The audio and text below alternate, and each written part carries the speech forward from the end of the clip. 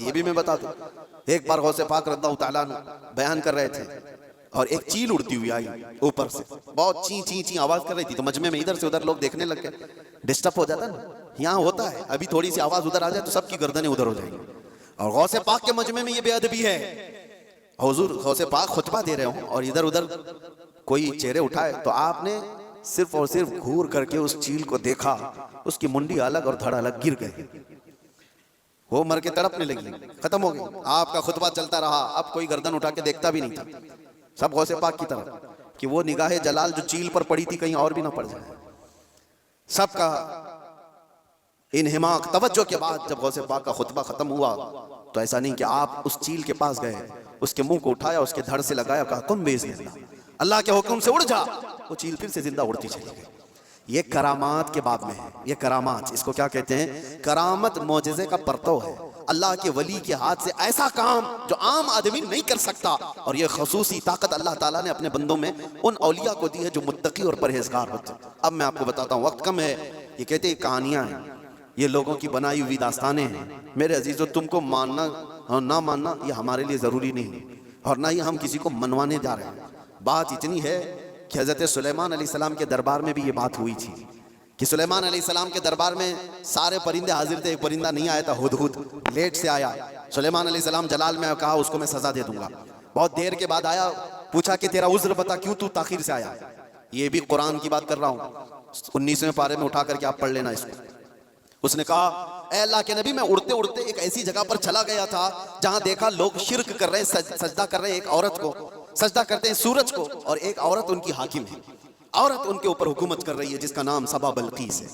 سلیمان علیہ السلام نے کہا اچھا ایسا ہے، تو جا کر کے اب سلیمان علیہ السلام نے کہا میرا خط دے دو، اللہ کی بارگاہ میں وہ سربہ سجود ہو جائے، شرک کو چھوڑے اور وہ ایمان لائے۔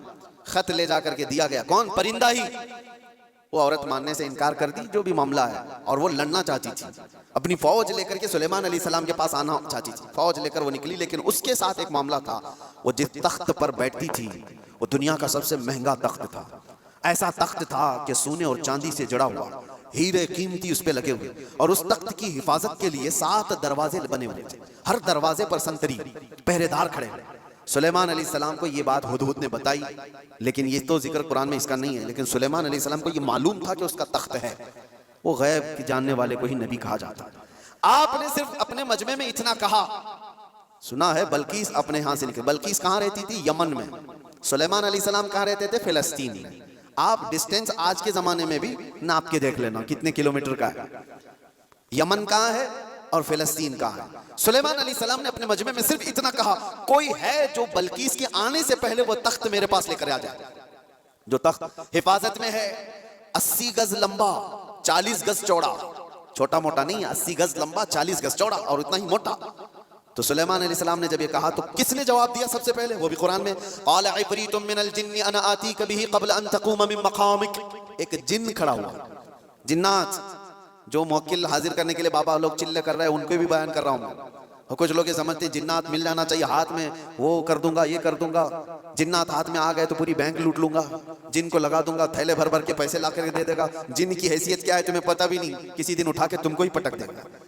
جن کیا کہتا ہے قرآن میں ہے، اے اللہ کے نبی میں لا کے دوں گا، وہ تخت میں لا کر کے دوں گا، کب تک؟ آپ کی یہ مجلس ختم ہونے سے پہلے۔ ابھی اگر مجمع میں کوئی مجھ سے کہہ دے کہ حضرت جمعہ کی آپ کا بیان ہونے سے پہلے میں ایک کام کر دوں گا، تو آپ کو سمجھ میں آ جائے گا کتنا ٹائم ہے، بس 4-5 منٹ کی بات ہوگی۔ اس جن نے کہا، اچھا یہ سننے کے بعد آپ کو بھی لگ رہا ہوگا جن نے کہا ہے تو ٹھیک ہے لا کے دے سکتا ہے، جنات کی طاقت سب کے دماغوں میں بیٹھی ہوئی ہے، جن تو مطلب جن ہے، یہاں سے اڑا ادھر پہنچا، ادھر سے اڑا ادھر پہنچا، یہی دماغ میں ہے نا، کچھ بھی کر سکتا ہے جن، یہ سب کے دماغ میں ہے۔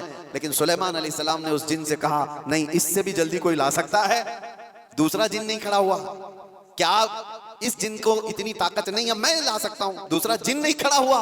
قرآن کہتا ہے قال الذی عنده علم من الکتاب، کتاب کا علم جس کے پاس تھا، اللہ کا ایک ولی کھڑا ہوا سلیمان علیہ السلام کی امت میں، وہ کہتا ہے اللہ کا ولی جن کا نام آصف بن برقیہ بتایا جاتا ہے، انہوں نے کہا انا آتیک بہ قبل ان یرتد الیک طرفک، اے اللہ کے نبی میں وہ تخت لاؤں گا، کتنی دیر میں؟ کہا کہ آپ کی پلک جھپکنے سے پہلے۔ اور پھر قرآن کہتا ہے فلما رآہ مستقرا عنده، سلیمان علیہ السلام کی بات کمپلیٹ بھی نہیں ہوئی تھی، آپ نے پلٹ کر دیکھا تو وہ تخت وہاں حاضر تھا، کون لایا؟ سلیمان علیہ السلام خود نبی ہیں، ان کا پاور اپنی جگہ پر، لیکن لانے والا نبی نہیں تھا، وہ اس امت کا ولی تھا۔ کس امت کا؟ بنی اسرائیل میں ہے۔ سلیمان علیہ السلام بنی اسرائیل کے نبی ہیں۔ بنی اسرائیل کے ایک امتی ولی نے وہ تخت پلک جھپکنے سے پہلے حاضر کر دیا۔ 1000 کلومیٹر سے بھی زیادہ کا ڈسٹینس ہے یمن اور فلسطین میں، زیادہ ہے، اس سے زیادہ ہے، اور تخت پلک جھپکنے سے پہلے لا کر حاضر کر دیا۔ اور قرآن کی آیتیں پڑھو، انہوں نے یہ نہیں کہا میرے بازو کی طاقت ہے، میری قوت ہے، میں اتنا پاورفل ہوں، بلکہ تخت حاضر کر کے اس کے بعد سلیمان علیہ السلام نے کیا کہا؟ ھذا من فضل ربی، یہ میرے رب کا فضل ہے، یہ میرے رب کا فضل ہے۔ اب توجہ چاہتا ہوں، سلیمان علیہ السلام کے امتی، بنی اسرائیل کے ولی، ان کو یہ طاقت ہے، ان کو یہ طاقت ہے کہ وہ یمن سے فلسطین میں پلک جھپکنے سے پہلے تخت لا سکتے ہیں۔ تو بہرحال سلیمان علیہ السلام سے کئی درجے افضل محمد الرسول اللہ ہے، بنی اسرائیل سے کئی درجے افضل امت محمدیہ ہے۔ بنی اسرائیل کے ولی کا مقام جہاں تک نہیں ہے، اس سے کئی درجے افضل رسول اللہ کی امت کے ولی کا مقام ہے۔ اور عام ولی کی بات نہیں، ولیوں کا ولی اور سلطان الاولیاء غوث پاک کا مقام کچھ اور ہے۔ پھر بغداد سے جب وہ یہ کہتے ہیں کہ میں مغرب میں ہوں اور میرا مرید مشرق میں ہو اور اس کا ستر کھل جائے تو میں یہیں سے اس کو چھپا دیا کرتا ہوں، تو یہ بات کوئی غلط نہیں ہے، اللہ نے ان کو وہ مقامات عطا کیے ہیں۔ غوث پاک نے اسی لیے تو کہا تھا اپنے قصیدے میں، رأیت نظرت الی بلاد اللہ جمعا کخردلۃ علی حکم اتصالی، میں اللہ کے سارے شہروں کو ایسے دیکھتا ہوں جیسے رائی کے دانے کو اپنے ہتھیلی میں دیکھتا ہوں۔ ہاں، یہ قرآن سے میں نے بتایا ہے، لفاظی نہیں ہے۔ جو کہتے ہیں کہانیاں ہیں، وہ قرآن بھی تو پڑھ کر کے دیکھ لیں۔ قرآن پڑھنے کے بعد انہیں سمجھ میں آ جائے گا کہ ولی کی طاقت کیا ہوتی ہے، ولی کی کرامت کیا ہوتی ہے۔ کرامتوں کا منکر یہ قرآن کا منکر ہے۔ اللہ ان کو ہدایت عطا فرمائے اور ہمیں ہمیشہ اولیاء کے قدموں سے وابستہ رکھے۔ آج ہم کرامت دیکھنے کے چکر میں نہیں گھومے۔